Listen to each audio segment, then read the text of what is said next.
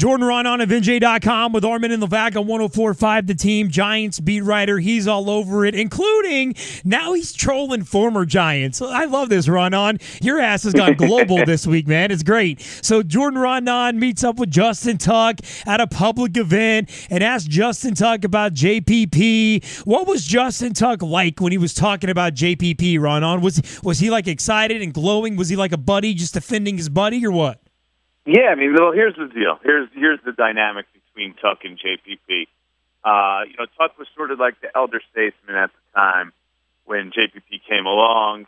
Sort of like Tuck explained, when he came in, it was Strahan and OC's job to kind of get Tuck, in line. He was a 21-year-old kid coming to New York, and as he said, look, if you're 20, 21 years old coming to New York and you're not making any mistakes, God bless you, man.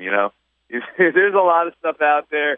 It's a new world for most of these kids. I mean, Justin Tuck was from, Alabama to Notre Dame to New York City. There's a big difference between Alabama and South Bend, Indiana, and then to come to, New Jersey, New York, where it's just, the big city, the bright lights, there's all these things in front of you. So, yeah, he's sort of the mentor, the big brother, always was to JPP.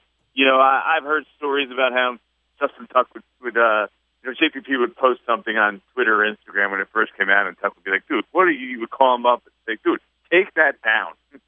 And, very quickly, JPP would take down stuff on social media. So, he's got that. He's that guy. He's that guy, and he still serves that role for JPP. So that's why I wanted to talk to him because I'm trying to find out what kind of guy JPP really is. And what Tuck said is, he made a stupid move. He knows it, but he's going to come back and he's going to still be a good player. I mean, this is a talented guy. He's a athletic freak, as everybody keeps saying. And Mark Herzlich said, I've seen him do freakish things with 10 fingers. I'm pretty sure he could do it with 9. That's sort of the mentality that these guys have. I mean, the guys tape their fingers and stuff all the time. They play in cast. Most of the players really don't think, this is going to be, a game changer for JPP. The fact that in the long run it's minus a digit. Jordan Raanan of NJ.com with Armen Levack. But Jordan, realistically, though, no one really knows. I mean, no one, to our knowledge, has literally lost a right index finger. I mean, Mark Herzlich says he'll be fine, and Jeff Schwartz told me the same thing. Justin Tuck says, but we don't really know until he actually does it, right? Yeah, I mean, who knows? I mean, I've never been without my right index finger and tried to do normal things. I'm sure there's an adjustment period. I don't see how there isn't an adjustment period. I mean, this is you spent your whole 26 years of your life in JPP's case with 10 fingers, and now all of a sudden one hand has 4. Sorry, one hand with 9 would be even crazier, to be honest with you. But no, one hand has 4 fingers, and he's got to adjust to that, and we'll see how he does it. It's a matter of, I guess, learning to compensate and learning to do things differently. And I'm sure it'll be an adjustment period, and it'll take time. But whether he can be 100% of what he was before is anybody's guess. I don't think anybody knows that. Jordan, do you think it's strange that, to our knowledge, and correct me if we're wrong here, to our knowledge, JPP there's no confirmed contact with other Giants players or the Giants organization as of yet, but yet he's having a full-blown talk with a former Giants player. Should that rub us the wrong way at all? JPP has closed it down to a close inner circle, and the reality is, who's in his close inner circle? Justin Tuck is one of those guys that's he holds in very high regard. I'm not so sure he's not a guy who's really close friends with a lot of guys on the team. He just doesn't have that. So it's not like there's guys that were like still serve that Tuck role or are really close with him that he had contact with. So I don't think it's that strange. I think he probably has communicated probably via text message with a bunch of guys. I know guys like Jay Bromley is a guy who has kind of been, befriended him a little bit. Will Beatty is a guy I bet I wouldn't be surprised if he's communicated with back and forth. And at this point,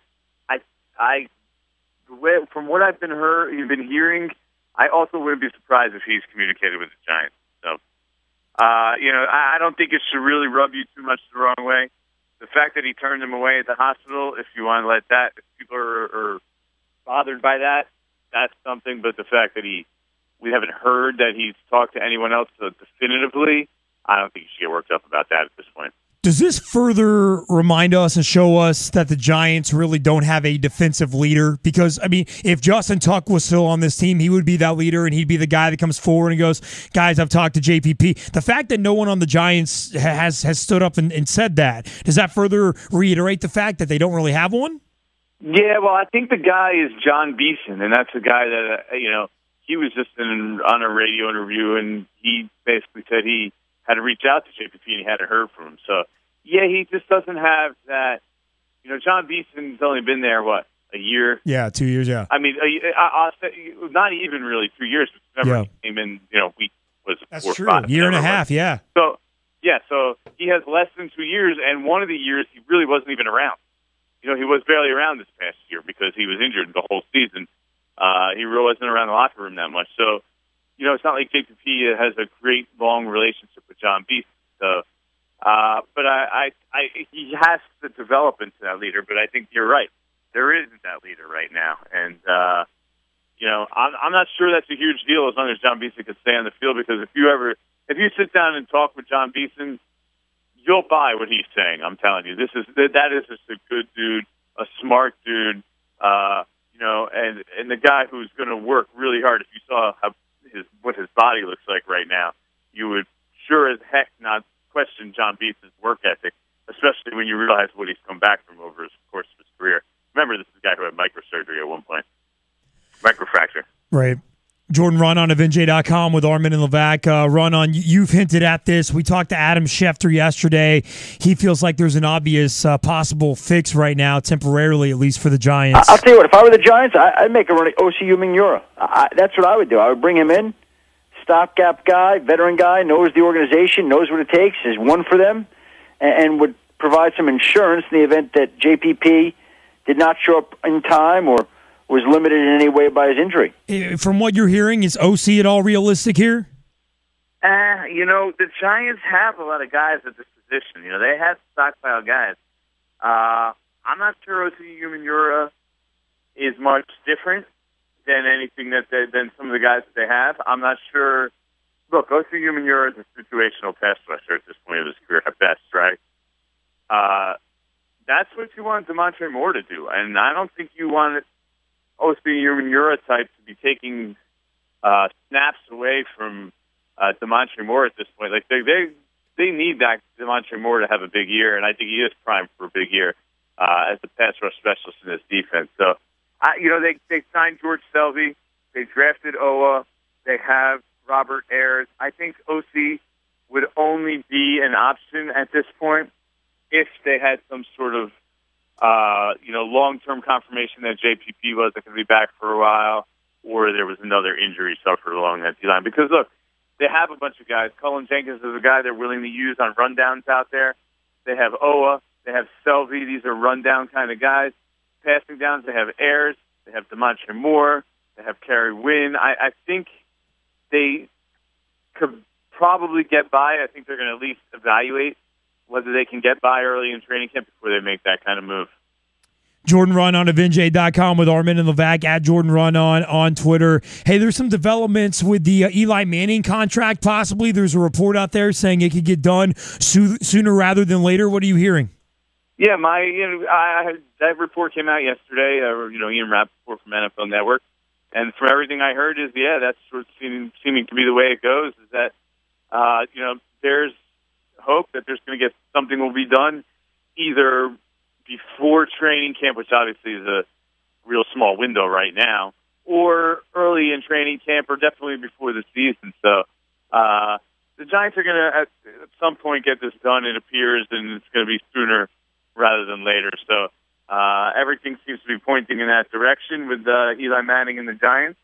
And, I'm not really sure what the benefit of of doing that right now is otherwise, aside from keeping the price. Look, if they lower the cap number this year, I'm not. What the heck are the Giants going to do with another? With over 10, if they gain more cap room, they already have, I think, 4.7. It is million under the cap right now. If they gain another $5 million or so with the way they could structure it and stuff, you get towards $10 million. What are you going to do with $10 million in cap space right now? I mean, I don't see that kind of player out there. They're not going to get Evan Mathis. They're not looking to add a guard. Jake Long may be a possibility. I can't imagine Jake Long's going to fetch a huge salary though when the guy hasn't played in 2 years. Tore his knee in back-to-back years. I can't imagine. Jake Long is going to fetch an $8 million salary or something, but who knows? I guess it's just securing their long-term future at that position is the goal here. Is there long-term being 3 years? Yeah, Eli sure. Manning's 34 years old. You're not looking at. If you're looking at 6 years, and the deal might be 5 or 6 years or whatever. It probably will be, but there's a way. There'll be an out after 3 for sure. For all sides. With 3 years being the expectations, is there something that happened this offseason that triggered that? The long-term signings of Roethlisberger, Tannehill, Cam Newton, do those help advance the contract talks of Eli? Yeah, I think that's just more set the market of what the number is going to be. But in the end, I don't think Eli Manning is overly concerned about that number. I don't think his agent is going to. His agent is going to go for the highest number, but I think when it comes down to it, Eli, he's not going to push for every last dollar. So it just sets the market, gives a number. They have a reasonable level expectation to work with, and nobody's giving up any sort of, no matter what degree it is, nobody in the NFL, and Tom Kahn today, Eli's agent brought this up recently, nobody is giving up a franchise quarterback. You just don't do it. You're locked into that guy, and that's your guy, and that's going to be your guy until it all falls apart. Now, you can argue 4 seasons in a row if they don't make the playoffs this year, that could be falling apart. But hey, the Giants look to be willing to go down that road if that's the way it ends up being. Jordan Raanan of NJ.com, at Jordan Raanan on Twitter. Jordan, Kevin Gilbride, former Giants offensive coordinator, said, quote, if there's one area that would cause some concern, it would be the offensive line. Of course, the Giants have put some efforts this offseason into building that offensive line. Will Beatty being out for pretty much the year is a cause for concern. How concerned should we be over this Giants offensive line compared to last year? Well, last year there was concern for sure because Beatty was coming off a bad year. That just added to their problems. They had unknown at center, an unknown at right guard, and then Jeff Schwartz got injured, which completely threw they were a disaster at that point. That was a couple weeks, before the season was started. So this year, at least they got more time to prepare. But hey, look, serious concern, no doubt. We did a rankings of the NFC rosters. NFC East rosters, and the Giants came in last again in the offensive line category because when you look at it, every team has a stud left tackle, and what do the Giants have? They have a rookie out there who Kevin Gilbride even said he questions whether he could play left tackle right now. It's going to struggle. And, almost any rookie is going to struggle at this point at left tackle. Over the recent years, there's not many rookies that can come in and play left tackle. And the Giants are counting that out from Eric Flowers. And on top of that, go to the other side, we don't even know who the heck is going to play over there. We have a guy who's been discarded now by 2 teams in a row and hasn't been a starter in 3 years with Marshall Newhouse. So, the interior of the line should be better. You would think Richburg would be upgrade from J.D. Walton at center. Schwartz returning is like signing a free agent. At least you're getting a quality run blocker there for sure. And then you have Justin Pugh moving the guard. You would think if he's going to make that move to guard, he was already an average tackle. You hope that if you're moving him to guard, he's going to be a above average player. So the interior looks better, but on the edges, you got to have serious concern when you look at a rookie at left tackle. I don't care what number he was picked at, and you look at the right tackle position where you're Marshall Newhouse or Brandon Mosley. Huge question mark over there. Jordan Raanan on NJ.com, at Jordan Raanan on Twitter with Armen and Levack 1045 The Team. Jordan enjoys trolling professional football players in his spare time. Is it true or false that you were hiding in the bushes whenever you jumped out at Justin Tuck? Is that accurate? Yeah, that's what you do, first of all. You're standing on the water, and the Statue of Liberty is across it. That place is not just you don't just go to this place that I was at and hide in the bushes because they don't let questionable characters like me in there very often. That's fair. That place was legit. Liberty National up in Jersey City. That is one good-looking golf course, and they made me stand and here's your box and don't move. Well, they knew who you were, so that's legit. Jordan Raanan, our buddy of NJ.com. Jordan, I'm sure we're going to drive you nuts as we're looking at training camp in about 1 week and looking forward to that. So thanks for jumping on today. We'll bug you again in the near future, my friend. You got it. Anytime. I'm there for you guys.